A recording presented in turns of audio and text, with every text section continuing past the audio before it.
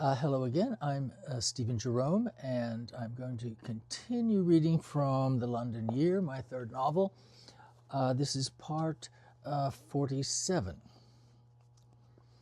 It's so cold. It's really cold out here. The rain has stopped, but it is really chilly.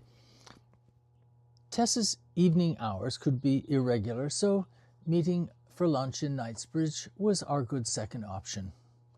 We loved being together, talking together. She had a settled quality, comfortable as an observer, a very good listener, all qualities suited for the career path she was following. And naturally, we shared stories about our growing up. Particularly impressive to me was the fact that Tess spoke perfect French. From the time she was 10 years old, she'd spent every summer with her best friend Blanche Haddock, whose family lived across the road in North London's Tony Hampstead neighborhood. But they also had a house in the west of France. In just a few summers, Tess learned to speak French without an accent. Even the French said so.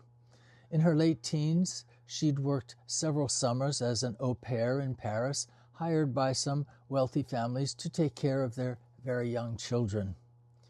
But she soon discovered that cleaning up the free-flowing fluids of babies was not her calling, deciding then and there that she could be of more use as a therapist than as a mother.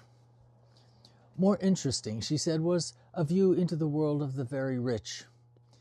In one great Haussmannian apartment, she caught a glimpse of the very elderly Charles Lindbergh, who was a guest of one family for whom she worked. Tess was never introduced, but she saw him several times in an adjacent room, standing by the window, a ghost of history, melancholy as the blue light of dusk. Every story of Tess's growing up included Blanche and the Haddock family. By all accounts, they were a highly creative lot. Blanche herself was a dancer, uniquely English in their eccentricities, sounding very reminiscent of the colorful Durrell family. Then perhaps it was no surprise that Tess, an avid reader, knew both Lawrence and Gerald Durrell's books, intense and humorous respectively, both descriptions fitting Tess herself. With Christmas just around the corner, we were making plans for me to go up to Hampstead and finally meet Miss Tess's parents, Mr. and Mrs. Greenwald, and her brother Gerald.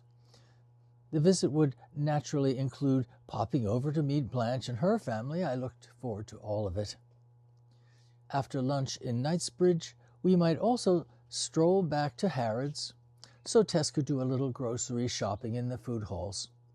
As her cashier, I always deducted my employee discount and a little more. Okay, I'll continue with part 48 tomorrow. Thank you again for watching and following along. Really cool.